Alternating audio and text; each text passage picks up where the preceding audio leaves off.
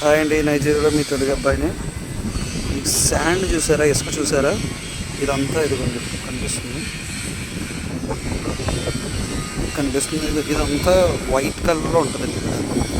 ఈ ఇసుకతోటే ఇల్లు కడతారనమాట. ఇది ఇసుక ప్లస్ సిమెంట్ మిక్స్ చేసి మన ఇండియాలో ఉంటాయి కదండి బ్రిక్స్, అదే ఇటుకలు, ఇటుక పెద్ద ఇటుకలు, సిమెంట్ ఇటుకలు అంటారు దాన్ని.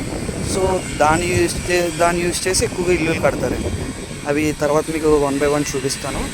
ఇక్కడ ఇసుక అయితే ప్యూర్ వైట్ వైట్ ఇక్కడ చూసారా, వైట్ మొత్తం వైట్ కలర్లోనే ఉంది.